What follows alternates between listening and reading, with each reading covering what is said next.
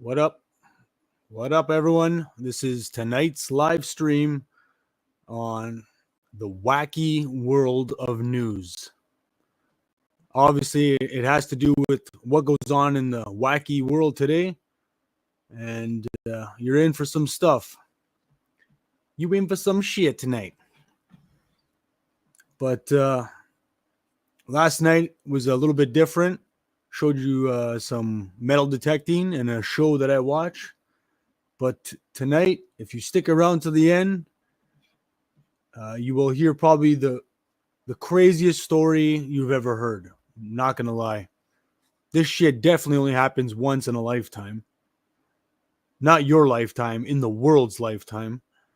And all right, let's start the show.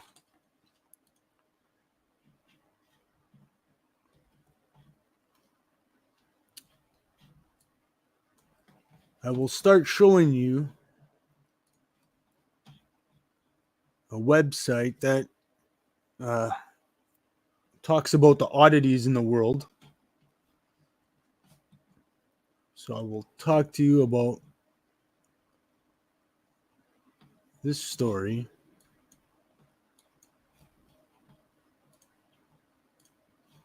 Right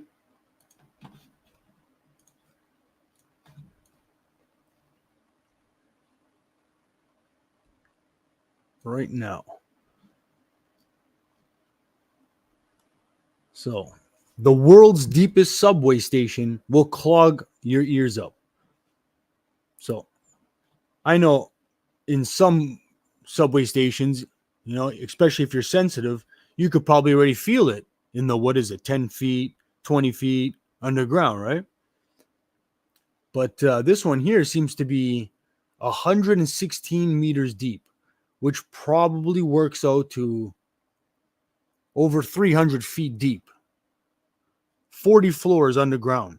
That takes probably 5 minutes in an elevator to get up and down or more. The Hangaya-kun subway station in Chongqing, China is 116 meters deep. And the difference in air pressure will often leave us with clogged ears when accessed via its elevator. When the air pressure outside of the eardrum becomes different than the pressure inside, you experience barotrauma.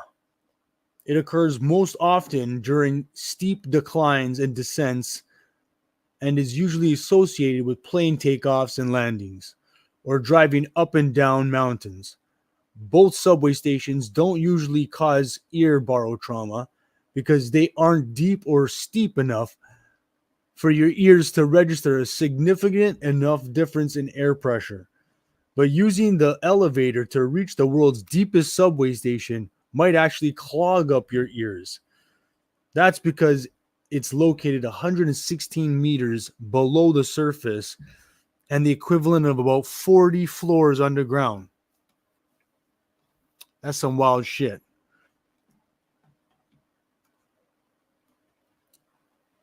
A little tidbit. The last report or story that I'm going to share with you has to do with depth. So we're going to start on depth. We're going to end with depth. Moving on to other news.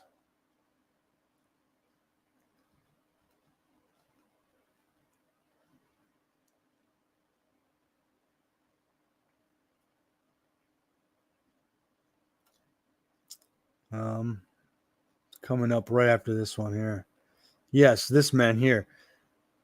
Man who disappeared 27 years ago, found in his neighbor's cellar 200 meters from his home. 27 years ago, people. An Algerian man who disappeared from his home one morning in 1998 was recently found alive in his neighbor's cellar just 200 meters from the house he had grown up. Omar bin Omran was 17 years old when he disappeared from his home in Jelfa, Algeria in 1998. It was during the Algerian Civil War, a time of great unrest in the African country. and many of his family and friends feared that he ended up amongst the 200,000 people killed, or the 20,000 kidnapped during the conflict. Authorities stopped looking for him after a while, and his mother remained the only one who never gave up hope. Unfortunately, she died in 2013. And Omar bin Omran became yet another case that would likely never be solved.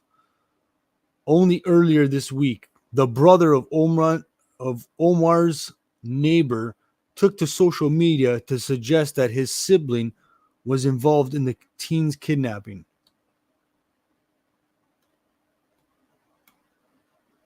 And this story is true. If you go to the BBC, you can oh,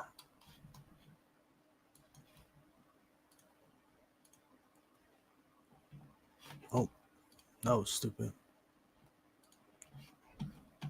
I thought I stopped my stream. All right. If you go to BBC, this is what I'm talking about.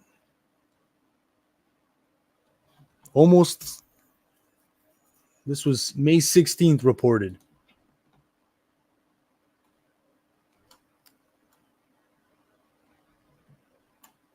It's all there.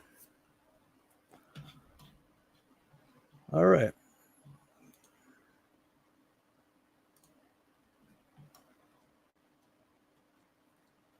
Yeah, we see stories like this a lot. USA. It's from people dumping pet snakes. And that was in Russia, so that's pretty crazy.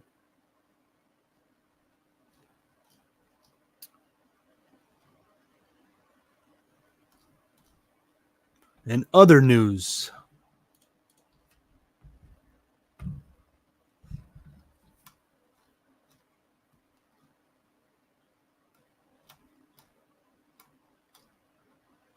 I thought this was pretty cool too. Anybody in here think you can pull off that? Done with a pressure washer. And if you look really closely, there is another layer. You can see there's an outline where the pressure washer would have had to stay a little bit longer. I don't know. It's pretty mind-blowing. That's amazing. Absolutely amazing. It's apparently like a father, he was started by cleaning his kids' chalk, on the driveway. It's pretty insane. But you figure he would have had to dirty his driveway pretty fast to be practicing, or have some friends that say, "Hey, I'll let you do it." That's pretty strange. I don't know how you practice, but apparently it's a guy from Texas. Well, I guess you could practice with chalk. If you paint your whole driveway with chalk, then I guess you could practice. But even then, it wouldn't really work.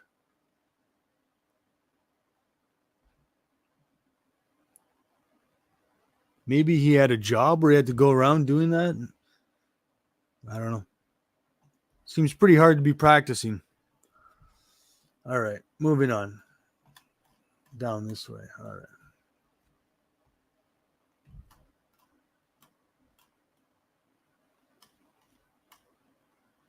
I thought this was pretty crazy.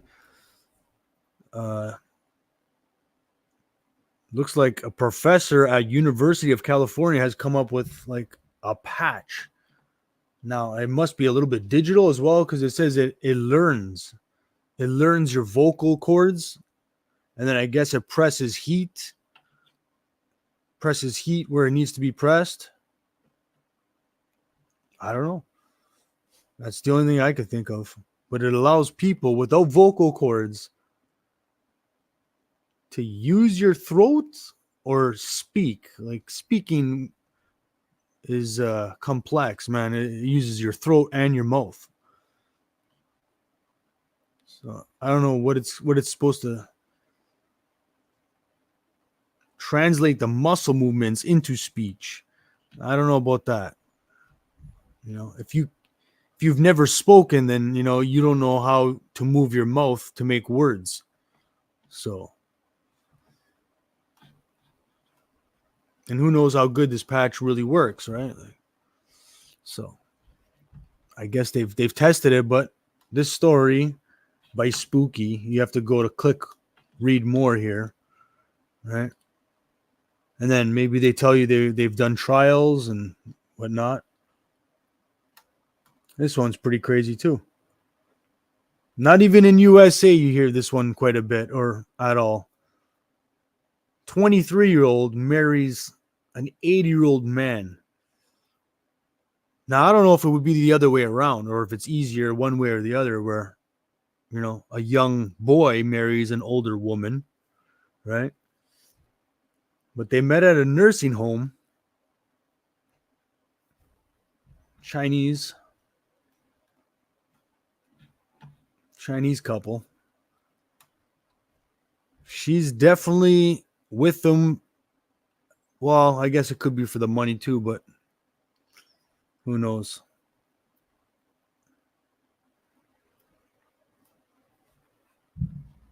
But she what does it say? She severed ties with her parents because obviously the parents were not gonna stop talking about it and getting mad, so I had to sever ties with her parents.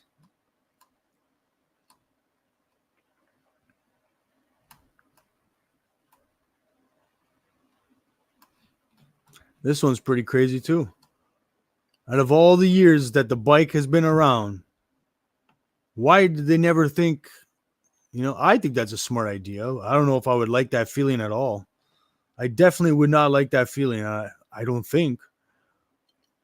I'm pretty sure I wouldn't like that. Like, I don't know, but you would think, you know, that's it. Really, that's really what's happening there. Like, it's not like your ass cheeks really stick together. It's like one long leg next to another long leg, right? So you figure it should move all the way up at this point too, right? So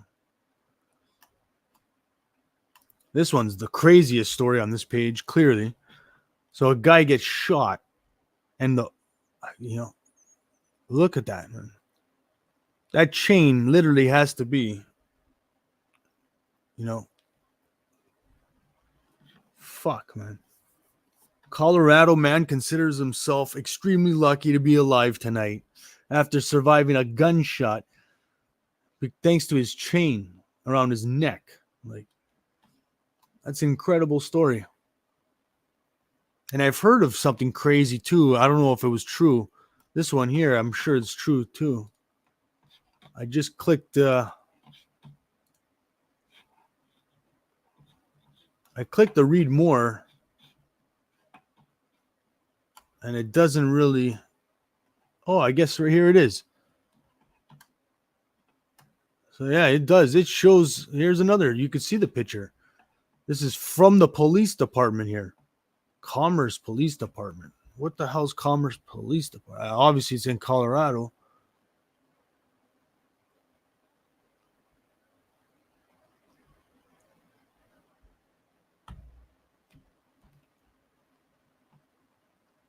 Approximately 10 millimeters in width.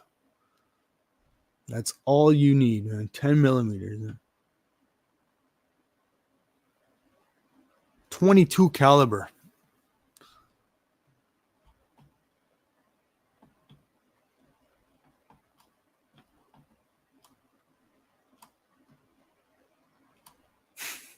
The chain held up too.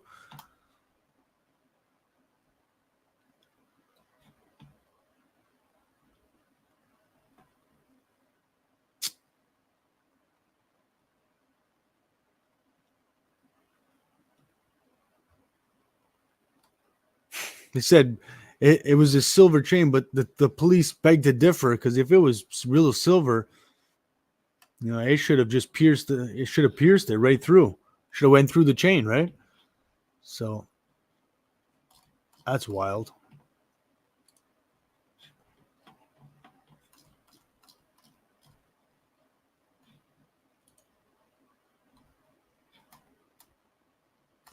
So that's it for that page. Oh, and then there's this too. So Avenida 9 de Julio is a street in Argentina's capital. Uh, they're saying how it has 16 lanes. A 16-lane street, man. Like, can you imagine the pollution that road gets on a yearly basis? You know how polluted it would be just to hang out in this area. Unbelievable, man.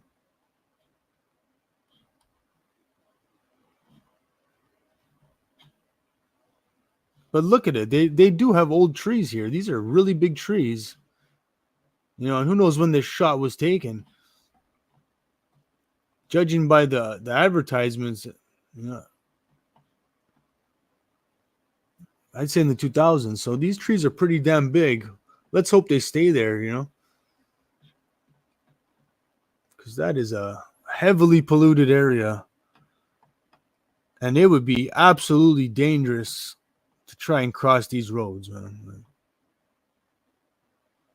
You instantly increase your chance of getting hit by a car, you know, anywhere, even walking these sidewalks. Like, if something happens over here and they push like 4 more lanes, cars over, guess how many cars are going to be landing on that sidewalk? You know, like, this is just a disaster waiting to happen. But obviously, this is not a place where you start racing, and I don't think you can pick up too much speed.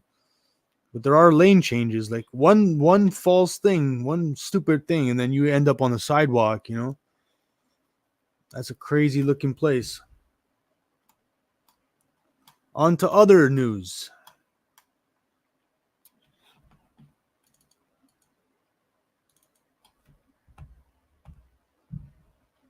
Then there's this one here. Now this one you have to read up on. Tell me if it's real or not. I believe it is. I don't know, for some strange reason. New Zealand woman was sentenced to 2 months behind bars. Now, this is behind bars with real criminals, people. This is you're behind the bar. You're behind bars with you know, a serial killer almost. You know, for this, you know, like, at least put her in a different jail or something. Like, you know, imagine her explaining this one. You know, overfeeding her pet dog Noogie to the point where he could not walk. But it doesn't even say not walk. The dog is still able to walk, but they're claiming he's not able to walk or he's about to die. Which one is it? Like, right? I don't get it. If he's about to die, he's not dead. How have you committed a crime yet? Like, he's overweight. He didn't kill him. He's not sick. He just can barely walk, you know, like, he's walking a little. He's not dead. I don't get it. How do you get put behind bars before the crime has happened? Like, why did she even confess? You know what I mean? Like, that's another fucking story. Like, what the fuck you do? How are you confessing to that? Yeah, I fed him. All you have to say is I didn't fucking feed him that much. How do you not get yourself out of jail? If there's ever a time that you could get yourself out of fucking jail, you know, it's got to be like this. Like, lady, we're going to put you in jail. All you got to do is fucking sit there and think for a whole fucking minute like me and go, oh, gee, all I got to say is I didn't fucking feed this fucking dog, you know? He fucking runs out at night and he does what cats do. They fucking eat, they play. I don't know what the fuck they do when my time is off with the dog, you know? Like, it's got to be the easiest alibi or way to get out of a fucking crime. Are you kidding me? Like, he weighed a whopping 54 kilos. 54 fucking kilos. What the fuck is that? 75 fucking pounds? A dog that's 75 pounds? I guess that's small, but wait, I think that's more like a human now. This dog weighed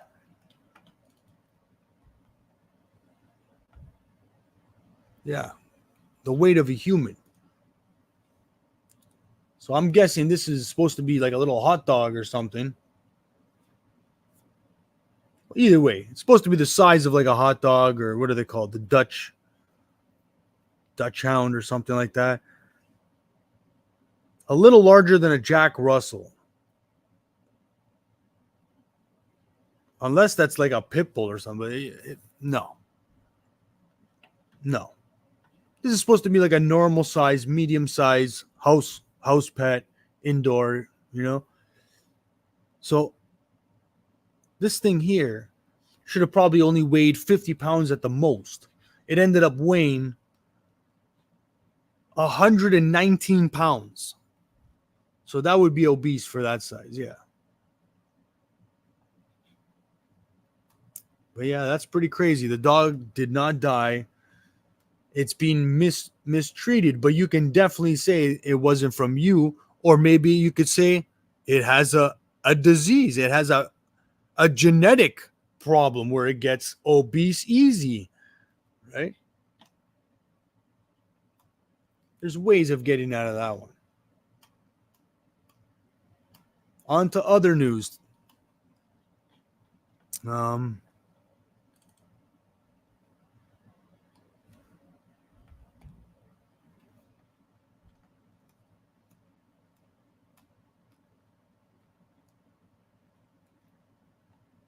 this one's pretty crazy.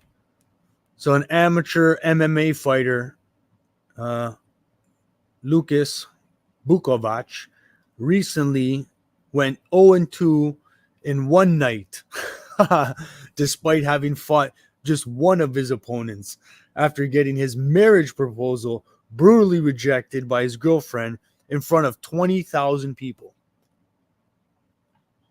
They say you should never kick someone while they're down. But would someone say Lucas Bukovic brought it upon himself when he decided to propose to his girlfriend inside the octagon after losing an MMA fight?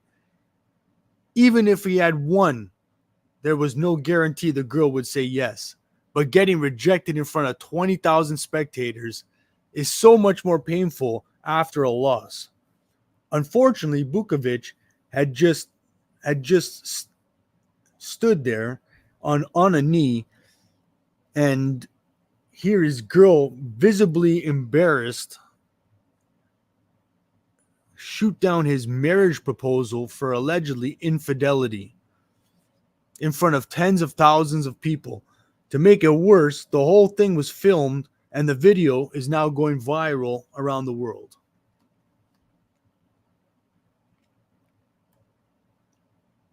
That's no surprise. Girls be rejecting guys all day, er day. Ring or no ring.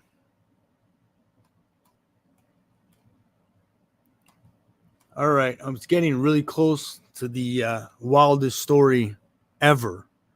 When I say ever, I mean you will be saying this is the craziest story that you've heard of 20 years from now, 40 years from now. Mark my word.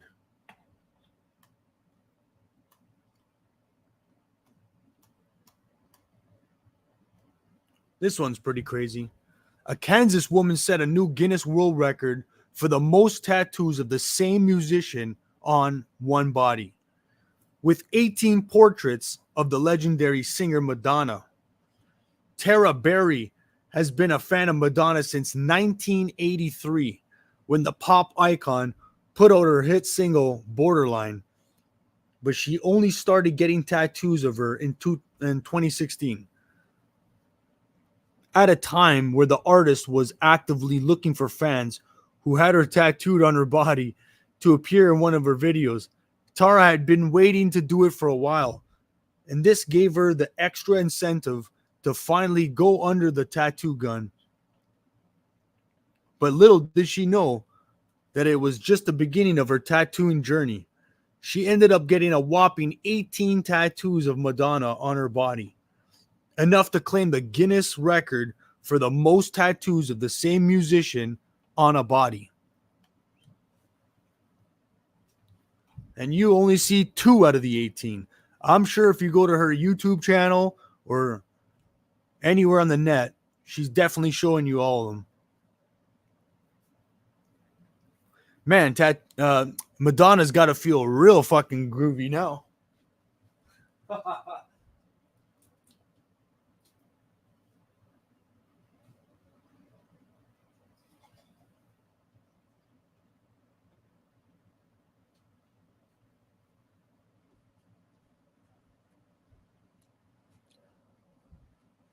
That's a diehard right there.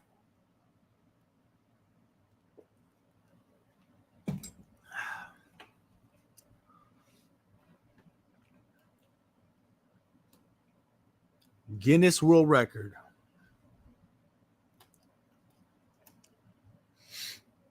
This one's pretty crazy. This is obviously a rich man. Because it sounds like she got the money. A UK man is trying to take tech giant Apple to court for 5 million euros. That's 6.3 million US.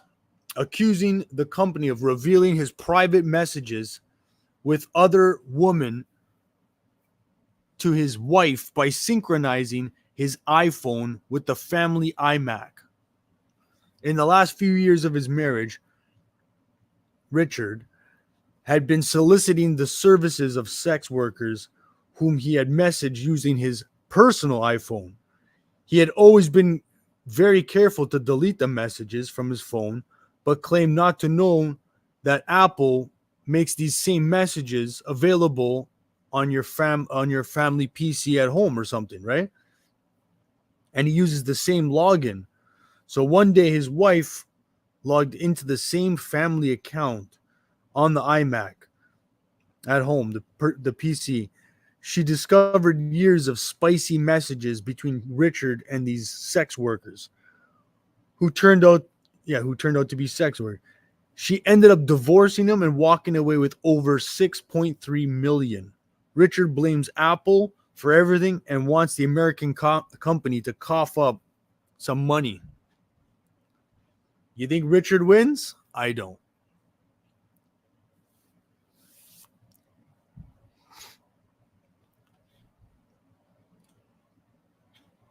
You guys want to see something really whacked? This is some whacked out shit.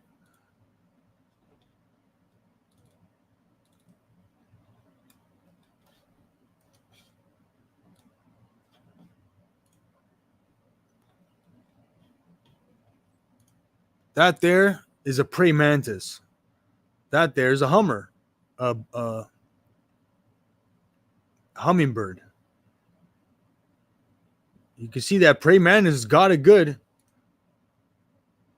So from looking at it, like that bird should be able to get away.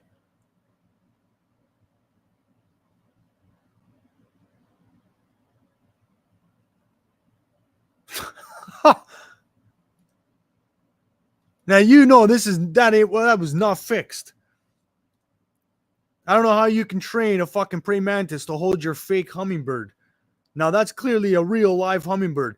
How you get a fake one in its hands just to give you a video, I think that's the real deal. That's the real bird dead.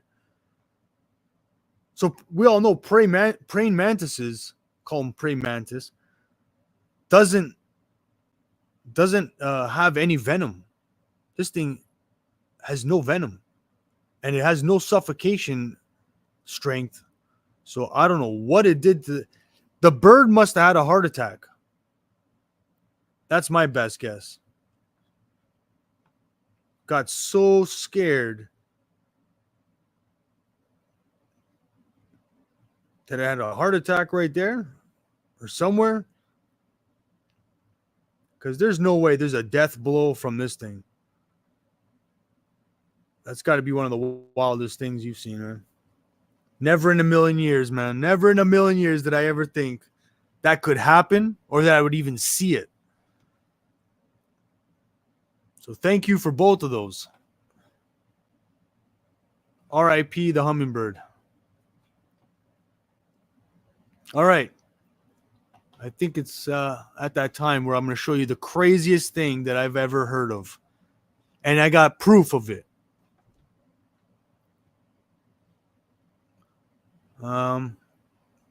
Just going back to my videos here. Maybe I got one more here.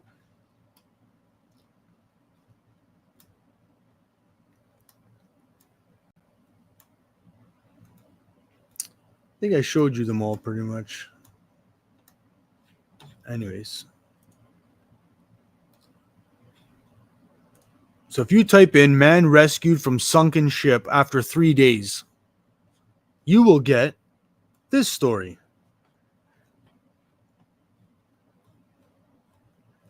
The Guardian, New York Daily News, Australian news channel, because I think it was happening over there more. So it is kind of hard for me to pull it up because it's not even in my territory. CBC even covered it.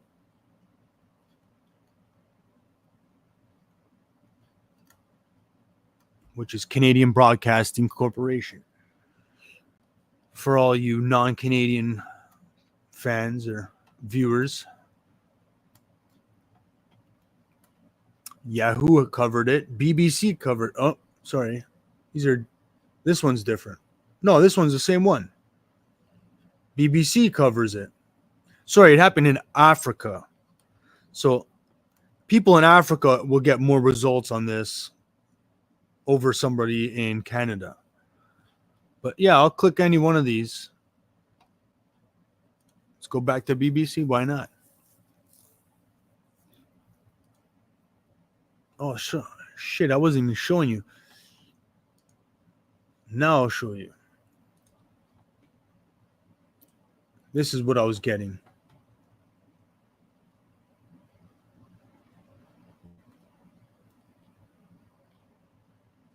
National Geographic, CBC here. There's that Australian one. New York Daily News. And The Guardian. Newsweek. So anyways, going back to BBC, covering it. BBC, and then you got to click under Africa, I guess, or whatever. But it is there.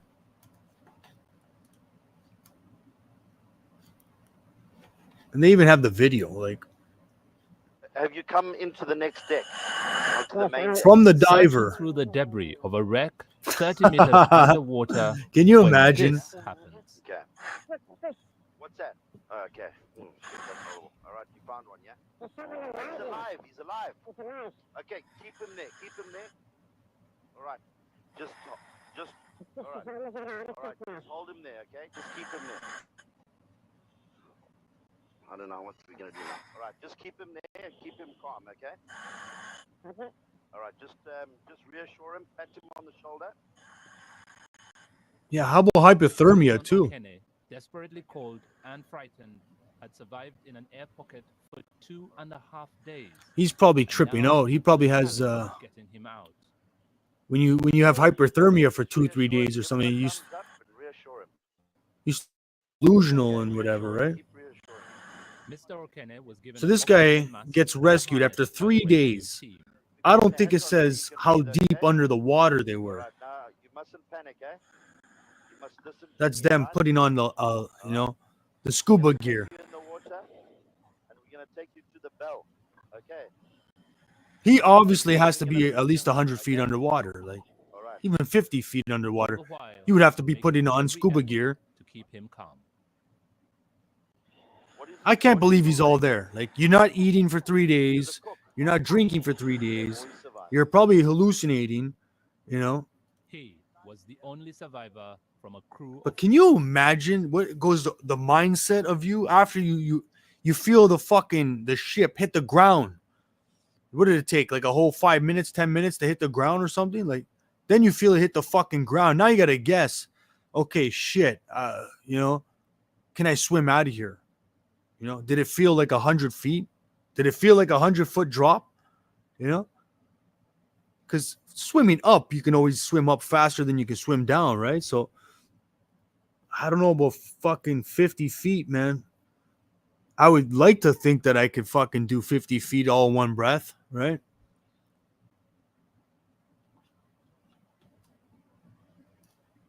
It doesn't really talk too much about it either. Like, I'm sure if I go to another site here, maybe the Guardian talks about it longer. Like,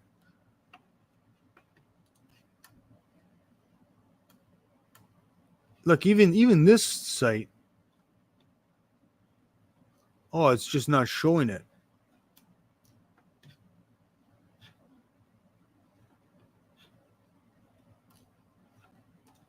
This site absolutely wants money to read the story, to the article. Like, I don't know, but you tell me, people, if you've ever heard a crazier story. Like, why the fuck after day number 1 are you like, yeah, I'm gonna stick it out? I think they're coming for me. Like, you gotta really have strong fucking hopes and beliefs, people.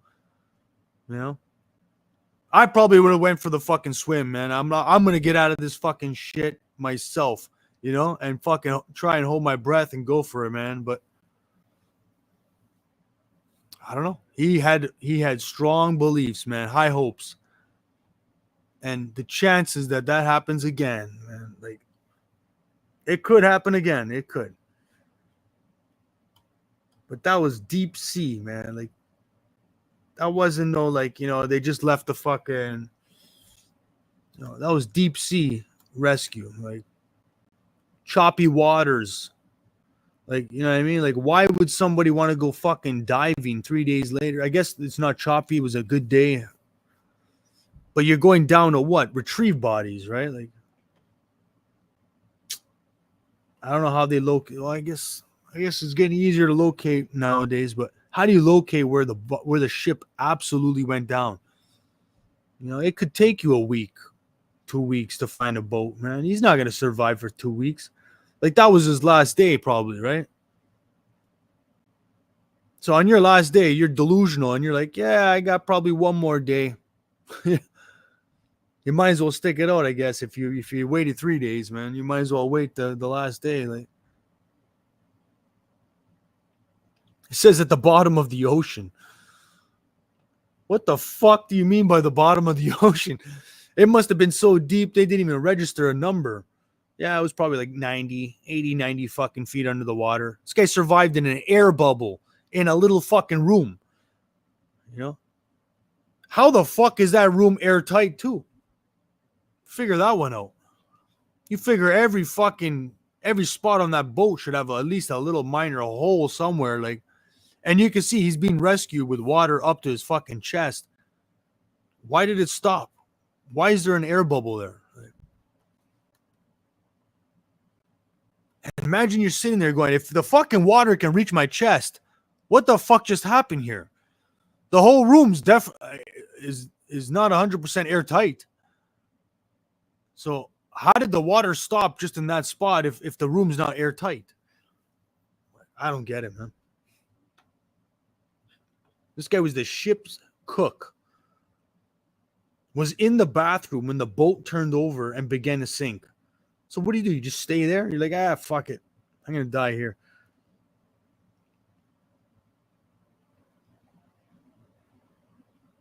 Most of the other crew members were locked in their cabins, a safety precaution necessitated by the pirates who regularly rob and abduct vessels in that area. Oh, okay. Wow.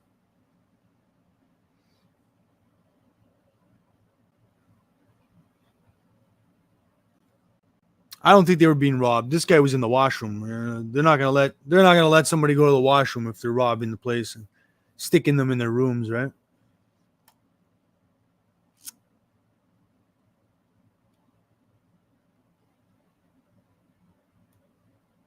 This guy speaks. I was dazed and everywhere was dark as I was thrown from one end of the small cubicle to the other. O'Keen was luckier than his crewmates, however, locked inside their cabins asleep. None survived the ship sinking. This one talks quite a bit about this story. There it is, 100 feet. He was about 100 feet, 30 meters underwater, naked in the cold water, because I'm guessing at 100 feet underwater, that's cold water. At night, it's cold. During the day, it's still fucking cold. It's getting shade all day.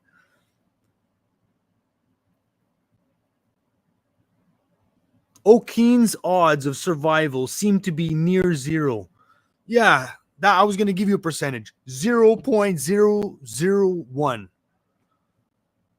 Not too many people ever again in the fucking history of the world will be able to say, I survived this type of fucking death.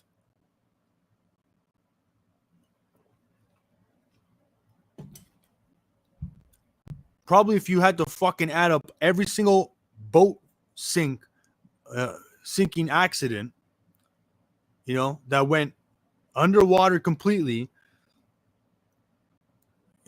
people that went down with the fucking ship don't survive. That's hundreds and hundreds and thousands of people. Everybody that gets taken down with the ship survives. He's got to be the first person ever, right? And again, yeah, they even stated too, there's many ways he could have died under there too. Another one is you got your air bubble, but oxygen is only there, should be only there, okay? Because water actually produces half of this fucking world's oxygen. So all the marine life and plant growth under there actually produces oxygen as well. So why oxygen wouldn't come out of the water there, right? But apparently he could have died from lack of oxygen, because you lose oxygen, right, in a small space with no regenerative oxygen, which I guess the water is not doing it fast enough or at all. So he was definitely going to die in hours, not even days. He was down to like his last 24 or less. And a guy pops up in your fucking little fucking cubicle saying, I'm here to save you. Are you kidding me? The craziest rescue ever. It's got to be up there. Anyways, that's it for me tonight. Steve Stacks signing out. Listen to my new music August 10th. I'm bringing you 4 singles, and I'll bring you 4 more on August 20th. Mixed genres, EDM, DMB, breakbeat, little bit of this, little bit of that, some rap. I got it all for you. See you on the next, and peace out.